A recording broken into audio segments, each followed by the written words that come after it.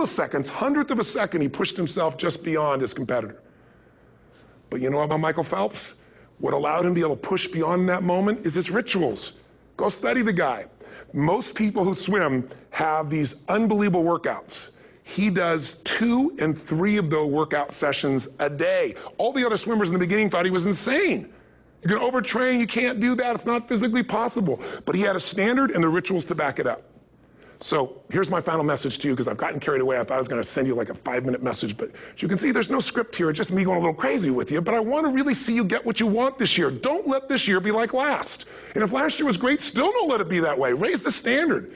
If your life is perfect and extraordinary, you darn well know you're not going to be happy unless you keep making it better. That's what makes us feel alive. It's not what we get that make us happy. It's who we become and what we're able to give because we become more. That sense of contribution is what creates the deepest meaning. So here's my assignment for you if you want one. If you want to go from conversation to some action, here's a simple thing to do. What's an area of your life right now that you really want to improve? What's an area that's important to improve? If your body's great, how about your career? If career's great, how about your relationships? Intimate one especially, or your kids, or your relationship with your creator, your spiritual side of your life. Or is it your finances? Figure an area that really matters. Decide on that area. Number one, write down what your life is like in that area right now as specifically as possible. So you might say, well, I'm 13.5 pounds overweight, whatever the weight is, whatever the situation is, or my body fat's like this, or I wake up exhausted in the morning, and you write the truth of where you are right now. So you're real clear. Or I'm not in a relationship. I say I want a relationship, but I'm not in one, and I don't seem to find them. All the good ones seem to be gone is my belief. And I really do want one, but I don't have it. Whatever your definition. Or I'm in a relationship, and God, I wish I wasn't in a relationship. I'm planning my escape. Wherever you are. Or I have a wonderful relationship. We love each other, but there just isn't enough passion. Just write the truth of where you are. The area you want to change, but write how it is. And then the second step is, and this is where you got to be really honest with yourself. What are the rituals that have put me there? Because whatever results you're getting, even if you don't like the results, there's some rituals that are keeping you in that place. There's some rituals of what you eat or don't eat, how you move or don't move, how you sleep or don't sleep. There's some rituals in the lack of variety or spice or energy or focus in an area. There's something you're doing, and it's usually not one thing, it's a bunch of little things that you kind of do consistently whenever you think about getting in a relationship, whenever you think about working out, whenever you think about money.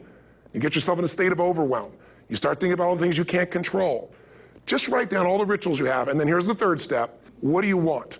What's your vision? And be really specific. I want to be my fighting weight. I want to be the strongest I've ever felt. I'm going to turn my, whatever it is, be specific. And then, last step number 4, what are the rituals that'll get you there? What would you need to do differently each morning if you're going to be that kind of energy, that kind of strength? How often would you work out? What days would you work out? What time?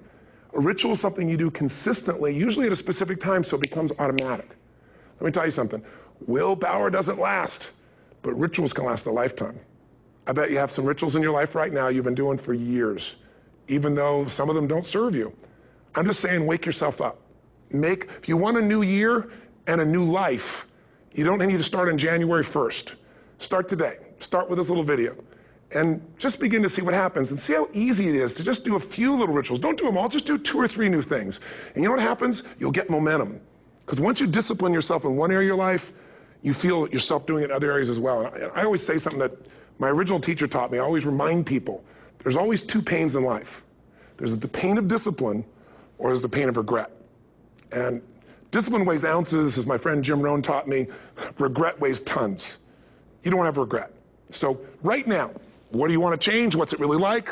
What are the rituals that got you there? That'll take a little homework. If you're not sure, ask the people around you. They'll tell you what your rituals are. What do I really want in depth? What are the rituals that'll get me there? And then get yourself to start a few of those actions and lock them in place. If I can help you in any way, we're here as a company to support you.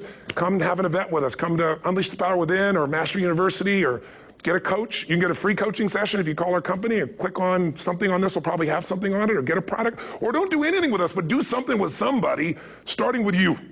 If you make the changes in yourself, you're going to be proud this year, and no amount of money or accolades from other people can mirror the feeling of being proud of knowing you've taken back control of your life, or you've taken a great life to another level.